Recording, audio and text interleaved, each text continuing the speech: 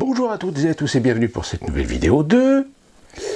Oui, je sais, sur la dernière vidéo, j'ai oublié l'incruste, mais là, cette fois-ci, elle est bien là. Alors, aujourd'hui, j'ai le sourire. Pourquoi? Tout simplement parce qu'aujourd'hui, nous sommes le vendredi 16 avril. Et hier, je suis tombé sur une information qui n'est pas à piquer des hannetons.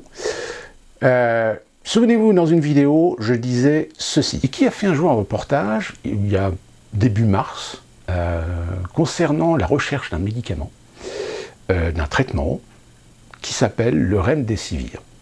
Remdesivir. Alors Remdesivir, retenez bien ce nom. Parce que qui est actuellement en train de le mettre en test? Alors au moment de l'article, il avait commencé à effectuer des tests, mais les tests ont été arrêtés parce qu'il y avait certains problèmes par rapport à certaines molécules, mais le produit a été modifié et ils ont relancé. Eh bien il se trouve qu'hier, jeudi 15 avril, figurez-vous qu'il y a sur les marchés une société qui a vu ses actions grimper de 16%. Je vous donne en mille de quelle société il s'agit. Il s'agit de Gilead Sciences. Pourquoi? Tout simplement parce que Gilead Sciences a publié un certain nombre de résultats très encourageants, surtout sur des patients atteints de Covid-19 dans une phase sévère.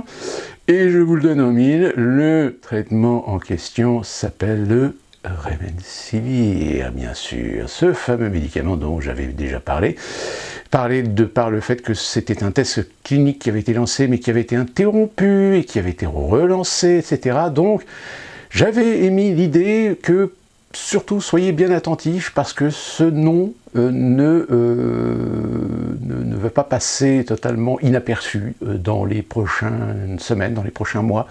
Eh bien, pour l'instant, étrangement, les médias français n'en parlent pas, pour cause, parce que forcément, vu que sur Internet, il y a quand même pas mal d'informations qui ont circulé, comme quoi Karine Lacombe était une collaboratrice de Gilead Sciences, et que de ce fait, forcément, si tout d'un coup, du jour au lendemain, on fait l'annonce en fanfare que ça y est, on a un traitement qui s'appelle le Remdesivir et qui va balayer complètement les recherches et le traitement du professeur Raoul, et bien là évidemment on va quand même se poser la question de se dire, eh bien oui, tout compte fait, encore une fois de plus, même en cas de pandémie, eh bien l'ultralibéralisme, le capitalisme absolu, eh bien prime par-dessus tout. Alors évidemment, si vous boursicotez, je vous conseille d'acheter du Gilead Sciences, ou tout du moins du BlackRock. Pourquoi? Parce que BlackRock possède, je crois, 38% ou 28% des parts du capital de ce laboratoire privé. Donc encore une fois de plus, sur une pandémie, eh bien, on trouve le moyen encore de faire de l'argent, de faire de la spéculation. Quoi d'autre que je pourrais vous dire? Oui, j'ai parlé du MES, excusez-moi, j'avais dit solidarité, alors qu'en fait c'est le mécanisme européen de stabilité, petite erreur de ma part, mais le fond du système ne change pas. Nous avons une députée européenne qui s'est exprimée d'ailleurs sur cette question en disant que ce qui est quand même scandaleux, c'est que l'obtention d'une aide substantielle de près de 526 milliards, je crois, qui en avait à peu près déjà 360 milliards qui allaient partir dans l'aide à l'accueil des migrants en Grèce, qui en avait à peu près 150 millions apparemment qui partiraient aussi en Albanie. Pourquoi en Albanie? Parce que tout simplement c'est un des pays qui a l'intention d'essayer d'aider pour, vous savez, les petites subventions, les petites cotisations annuelles, etc., pour essayer de compenser évidemment la perte de la cotisation britannique, puisque les Britanniques sont partis. Donc on se pose la question, on se dit, mais et le reste? Le reste va aller en effet pour aider les pays, pour lutter contre le Covid-19. Qu'est-ce que vous voulez que je vous dise de plus, si ce n'est qu'en France, alors oui, en effet, on commence à constater que peut-être, en effet, le pic a été enfin atteint en Italie, en Allemagne, en Espagne aussi, je crois. Donc là, ils commencent déjà à préparer le déconfinement. En France, on n'y est pas encore, même si certains, dès qu'il y a une petite baisse par rapport aux chiffres de la journée précédente, tout de suite, ça y est, on va pouvoir... Mais non, le jour suivant, pouf, ça repart à la hausse, etc. Enfin bref, tout ça pour dire que quand on regarde un petit peu sur Internet, les opinions, les analyses qui sont faites sur Macron. D'ailleurs, il y en a une qui est assez intéressante, qui est faite par ce journaliste, cet analyste dont je ne me souviens plus son nom, qui travaille maintenant chez Kik, sur Canal+, et qui a fait une analyse,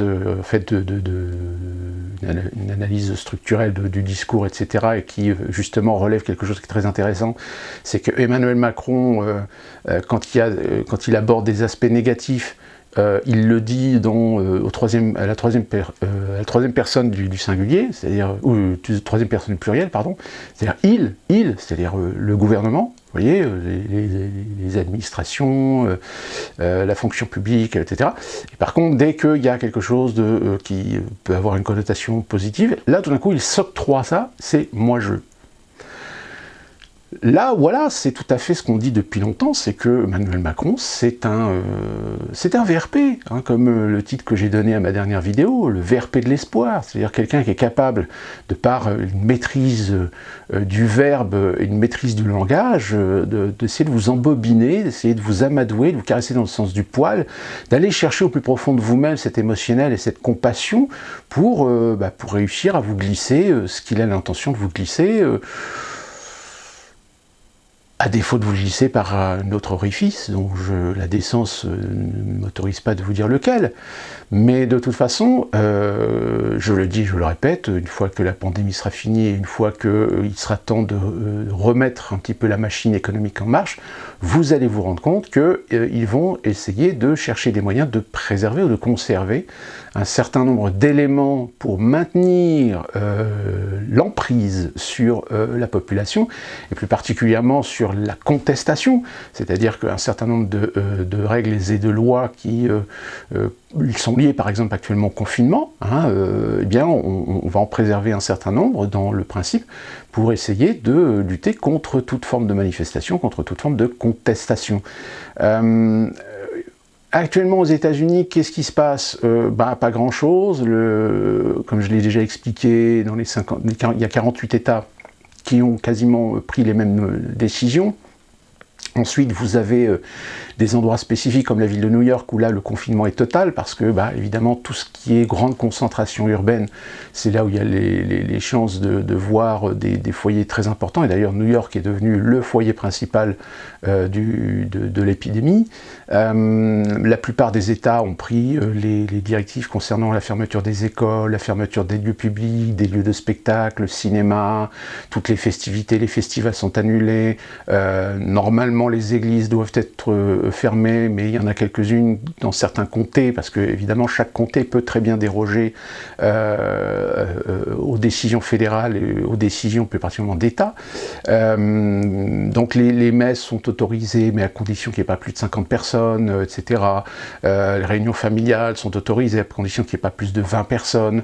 Vous avez certains magasins qui restent ouverts parce qu'ils sont considérés comme utiles. Moi, je vous avouerai très franchement, est-ce qu'on peut considérer utile un magasin de téléphonie, un magasin de pièces auto? Oui, apparemment, puisque ça permet à des gens de pouvoir faire réparer des outils de communication, des outils de déplacement qui ne sont pas négligeables. On a quand même eu une petite contestation, enfin une grosse contestation à Détroit, de Michigan, où des gens ont manifesté pour demander la fin du confinement ou un allègement plus sévère du confinement. Allègement plus sévère, c'est un pléonasme, mais parce que tout simplement ce sont des gens qui voient leurs intérêts économiques partir en fumée, donc évidemment ça commence à gueuler un petit peu de ce côté-là. Très clairement, on a une gestion qui évidemment est décriée parce que prise tardivement. On a cette décision qui a été prise par Donald Trump de suspendre la participation financière à l'Organisation mondiale de la santé. sous le prétexte que l'organisation a tardé à mettre en place les dispositifs et les directives pour déclarer l'épidémie en pandémie. Et c'est vrai que, souvenez-vous, les vidéos que j'ai faites dès le départ, dès le mois de janvier, j'avais dit que le mot pandémie était quasiment banni de tous les médias parce que l'OMS n'a toujours pas déclaré l'épidémie de coronavirus en tant que pandémie. Et la raison, elle est simple, hein, c'est qu'ils ont attendu le dernier moment pour pas démolir déjà l'économie très fragile. Sauf qu'aujourd'hui, évidemment, vous avez un Donald Trump qui montre du doigt l'OMS pour ne pas avoir pris les décisions suffisamment tôt, ce qui est assez de mauvaise foi, puisque c'est quand même bien les États-Unis qui sont les plus puissants à faire du lobbying contre des organisations comme l'OMS pour demander à éviter de faire ce qui doit être fait, parce que y a des conséquences économiques et tout le tralala. Donc aujourd'hui, c'est assez amusant. On a aussi Taïwan maintenant, Taïwan qui, je signale, ne fait pas partie je crois d'ailleurs, ne fait pas partie de l'OMS parce que la Chine s'y est toujours opposée. Mais le Taïwan a quand même dépend aussi des décisions de l'OMS et Taïwan décide de montrer aussi du doigt l'administration de l'OMS pour ne pas avoir non seulement permis de faire de l'échange ou de la circulation d'informations parce que la Chine faisait de la rétention d'informations vis-à-vis de Taïwan. Donc voilà, mais de toute façon, qu'on soit très clair, toutes ces organisations internationales, que ce soit l'ONU, que ce soit l'OTAN, que ce soit l'OMS, que ce soit l'UNICEF, que ce soit ce que vous voulez, à partir du moment où c'est des organismes qui ont un droit de regard ou qui ont un certain pouvoir de communication ou d'influence sur des organismes nationaux, aujourd'hui ce sont des organismes qui sont complètement vérolés aussi, qui sont complètement infiltrés, on va dire, de tous ces conflits d'intérêts purement économiques. On n'est pas étonné aujourd'hui de contradictions concernant un certain nombre de pays qui se font spolier, qui se font polluer par des gros groupes industriels, que ces pays où des populations, des groupes de population, des associations portent plainte, etc. Mais ça ne mène nulle part parce qu'évidemment, il y a un lobbying tellement puissant, tellement présent dans ces organismes que finalement, c'est du sacrifice, hein, on fait purement et simplement du sacrifice de vie humaine dans l'intérêt économique. Donc voilà, et enfin pour terminer, dernière nouvelle aussi, on a aussi monsieur Bill Gates qui se rappelle à notre bon souvenir, avec tous ses copains Soros, Rothschild et compagnie, qui commencent à glisser leurs petits projets dont ils avaient déjà parlé il y a peut-être déjà plusieurs années ou plusieurs mois. Plus particulièrement Bill Gates, pourquoi ? Parce qu'il a émis une fois dans une interview le fait que le prochain grand challenge de l'humanité, ce ne sera pas une guerre, ce sera un virus. Alors évidemment, tout de suite, on parle de conspiration, de propos prémonitoires, etc. Non, je ne pense pas que Bill Gates ait fait ce genre de discours de façon prémonitoire ou inspirée, on va dire, parce que c'est de la logique pure. C'est-à-dire que oui, en effet, aujourd'hui, une guerre mondiale, on ne pourra pas se relever d'une guerre mondiale parce que ce sera la dernière, parce que tout le monde se balancera toutes ces merdes nucléaires dans la gueule. Donc ça restera des guerres conventionnelles, locales, comme ça a été le cas avec la Syrie, comme c'est le cas avec la Libye, etc. Mais à l'échelle internationale, là où il n'y aura pas de frontières, là où tout le monde pourra être touché, c'est en effet une pandémie, c'est en effet un virus.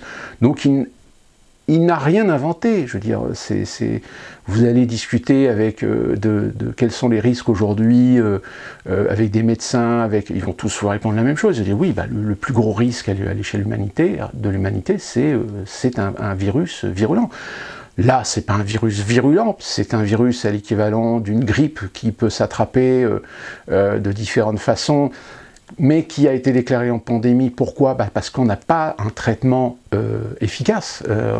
La grippe, on peut la soigner, la pneumonie, on peut la soigner, les différentes maladies qui sont la cause aujourd'hui d'un grand nombre de décès. Et d'ailleurs, je trouve un petit peu maladroit de toujours faire cette comparaison avec les morts, que ce soit annuelles, de la part de gens qui ont été atteints par des maladies. Alors évidemment, on fait très souvent la comparaison avec la grippe saisonnière. Mais je rappelle, encore une fois, la comparaison n'est pas crédible dans le sens où les grippes, on peut les soigner, on sait les soigner. Alors après, évidemment, ouais, mais alors si on sait les soigner, pourquoi il y a des gens qui meurent? Mais tout simplement parce qu'on en revient toujours au même problème, les pathologies. C'est-à-dire que si vous chopez la grippe, même si vous êtes fait vacciner, mais si vous êtes en bonne santé, eh ben, il suffit d'un bon traitement adapté et vous allez guérir. Par contre, des gens qui ont des pathologies un peu fragiles, des gens qui ont des problèmes pulmonaires, des gens qui sont des gros fumeurs, des gens qui ont déjà des problèmes de santé, des gens qui ont un gros diabète, des gens, etc. Ces gens-là, par contre, ont besoin d'un traitement un petit peu plus suivi, un petit peu plus adapté, etc. Et ben, c'est exactement la même chose avec le coronavirus. Aujourd'hui, on peut considérer qu'il y a 80% des décès qui sont dus à des pathologies fragiles. Alors c'est des personnes âgées, c'est des personnes malades, c'est même parfois des personnes qui n'étaient pas informées, qui n'étaient pas conscientes de leur statut de santé. Là, on parle souvent de bébés ou d'enfants ou d'adolescents qui sont décédés, mais alors ce qui est étrange, c'est qu'on ne précise pas si ces personnes en fait avaient des problèmes de santé déjà à la base, ou si au contraire il a bien été établi que ces personnes avaient un problème de santé donc qu'elles ignoraient. Donc voilà, il y a des manques d'informations, il y a des manques de données précises pour mieux comprendre et mieux cerner le problème. On fait de la généralité finalement. C'est un peu comme en France d'ailleurs. Souvenez-vous de cette vidéo qui circule où des médecins, des infirmiers, voire même ce qu'on appelle des chiropracteurs, je crois, on explique qu'on leur demande de traiter des patients, mais de traiter des personnes, sans savoir de quoi ils sont atteints. Vous avez un chiropracteur qui a expliqué qu'on leur demandait de traiter des embaumements ou de traiter des corps de défunts. Ils ne savent absolument pas du tout de quoi ils sont décédés. Alors quand vous savez que le virus il peut rester actif pendant un certain temps, etc., lorsque ces personnes sont amenées à travailler, alors normalement ils sont censés travailler avec des protections, ils ont des protections, des vêtements de protection, des casques, des masques, etc., des gants pour justement éviter d'avoir des contacts avec n'importe quel fluide corporel, surtout sur des corps de défunts. C'est pas parce que la personne est morte qu'il n'y a pas des risques de contamination avec des virus qui ont encore une capacité contaminante. Donc c'est une des raisons d'ailleurs pour en règle générale, quand vous avez des grandes pandémies, qu'il faut absolument que les corps soient traités le plus rapidement possible pour ne pas laisser traîner un risque de contamination par des fluides corporels. Donc il y a vraiment une défaillance, c'est pareil pour les EHPAD. Maintenant on vous dit que ça y est, les EHPAD sont inclus dans les statistiques, sauf qu'on ne vous dit pas qu'en réalité, tous les morts en EHPAD sont mis dans les décès coronavirus. Alors qu'en réalité, il y a peut-être des vieux qui décèdent d'une autre pathologie, d'une autre faiblesse que le coronavirus, ou qui n'ont rien à voir avec le coronavirus, mais on ne fait pas la différence. On balance tout ça dans la statistique. Donc voilà, je veux dire, la France fait encore la démonstration d'une incapacité et d'une incroyable adaptabilité à défaut de toute règle, à défaut de toute notion, à défaut de toute éthique. Voilà, je pense que c'est à peu près tout que je pourrais rajouter dans cette vidéo concernant l'évolution du coronavirus. Donc l'essentiel de retenir, souvenez-vous donc de ce laboratoire Gilead Sciences dont on a déjà parlé parce qu'elle avait déjà des liens avec cette fameuse Karine Lacombe qu'on nous a présentée comme la conseillère en crise de coronavirus. Et puis le fameux médicament qui, je vous rappelle, a permis à ce laboratoire de voir son action grimper de 16% sur les marchés, qui s'appelle le Remdesivir, pardon. je vais y arriver, Remdesivir, ce nom de médicament, parce que je pense que d'ici quelques jours, peut-être la semaine prochaine, tout d'un coup on va vous dire oui, ça y est, on a trouvé le remède, il est magnifique, il est formidable, il fonctionne, ça s'appelle le Remdesivir, produit par un laboratoire américain. Je dis bien un laboratoire américain parce qu'on évitera quand même de dire science dans les journaux les plus regardés, parce que justement on voudra éviter que les gens fassent le lien finalement avec Karine Lacombe. Dernière petite info, je ne sais pas si vous avez vu, il y a eu aussi un incendie en Ukraine, pas très loin de Pripyat, et surtout de la fameuse centrale nucléaire de Tchernobyl. Alors, la dernière nouvelle, on a eu quand même des bonnes nouvelles, c'est-à-dire que l'incendie a été maîtrisé. Le seul problème, par contre, c'est que cet incendie a eu lieu dans des forêts qui avaient des poussières, qui avaient reçu des poussières, et qui avaient donc un taux de radioactivité relativement élevé. Le nuage s'est évaporé dans l'atmosphère, les vents ont réussi quand même à pousser vers l'ouest un certain nombre de particules, les particules sont arrivées en France. Oui, on l'a refait une seconde fois, mais ça évidemment on n'en a pas parlé, mais je vous rassure, les taux de radioactivité qui ont été émis dans l'atmosphère sont extrêmement faibles et donc n'ont aucune conséquence à l'avenir, mais néanmoins la question se pose puisqu'il y a quand même eu un risque pour voir cet incendie. Je rassure aussi, vu que la centrale, je crois que les travaux du sarcophage sont terminés, donc le sarcophage est relativement épais, relativement solide, donc même un incendie ne pourra pas le détruire, on ne risque pas un nouvel incendie. Et je rappelle que la centrale a été arrêtée il y a maintenant plus d'une dizaine d'années, donc il n'y a pas de risque d'explosion de nouveau à Tchernobyl en cas d'incendie. Quoi d'autre? Là je crois que c'est à peu près tout. Je ne peux que vous dire protégez-vous, et puis attendons que les choses se calment, attendons en France que le pic arrive pour enfin que les choses se baissent. Rassurez-vous, comme je l'ai dit dans ma précédente vidéo, je pense que le 11 mai est très prématuré, je pense que l'ouverture des écoles, lycées, me paraît être quelque chose de totalement idiot parce que c'est l'un des endroits les plus sensibles justement quand il y a des épidémies, et c'est justement dans ces endroits-là que l'épidémie se développe le plus parce qu'évidemment c'est souvent les gamins qui sont les éléments de contamination à l'échelle d'une société. Moi je persiste et signe de dire qu'ils cherchent certainement à provoquer le plus tôt possible la seconde vague. Une seconde vague, c'est une vague un petit peu plus légère, mais qui permettra au gouvernement certainement de réitérer un certain nombre d'actions législatives contre les libertés, tout simplement, hein, sous couvert évidemment de la sécurité sanitaire, etc. Il y a toujours des bons arguments pour réussir à imposer un certain nombre de lois. Je rappelle que récemment, on a appris que le gouvernement a acheté, je ne sais plus combien, 650 drones. Qu'est-ce qu'ils vont faire avec 650 drones si ce n'est de la surveillance? Parce qu'on dit c'est pour contrôler. Non, mais contrôler qui? Contrôler quoi? Hein? Je vous pose la question. C'est... Voilà. On a vraiment l'impression que, de toute façon, Macron a l'intention de rester bien sur son fauteuil de président et de continuer le calendrier pour lequel il a été mis là. On commence à parler peut-être d'un remaniement ministériel, peut-être que Édouard Philippe va dégager, etc. Pour l'instant, c'est vraiment de la suspicion, c'est vraiment de la rumeur.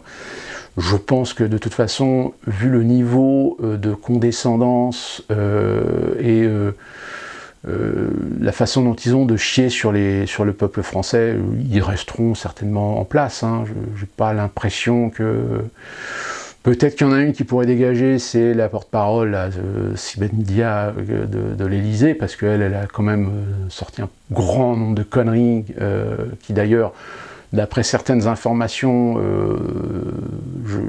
on sait que le Premier ministre, Édouard Philippe, commence à en avoir un petit peu ras-le-bol de ses approximations et de ses discours à la neuneu, et à demander apparemment au président à ce qu'il réfléchisse à la remplacer par quelqu'un d'un peu plus raisonné, un peu plus intelligent.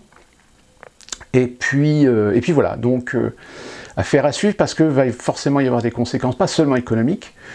J'essaierai de faire une vidéo pour voir un petit peu, faire un état de la situation économique, un certain nombre d'éléments dont on ne vous dit pas, on ne vous en parle pas dans les médias parce qu'évidemment, quand on fait un petit peu déjà une table ronde, quand on fait un petit peu une vision d'ensemble de la situation, on se dit que forcément, il va y avoir des conséquences pas forcément très bénéfique pour l'économie réelle. Hein. L'économie réelle, c'est vous les consommateurs, c'est vous les salariés, les employés qui travaillent dans les sociétés, etc. Et vos modes de consommation. Donc on y reviendra dans une prochaine vidéo. Et puis d'ici là, que puis-je dire d'autre que faites attention, protégez-vous, et on se retrouve très prochainement pour une nouvelle vidéo de Quoi de neuf. Portez-vous bien.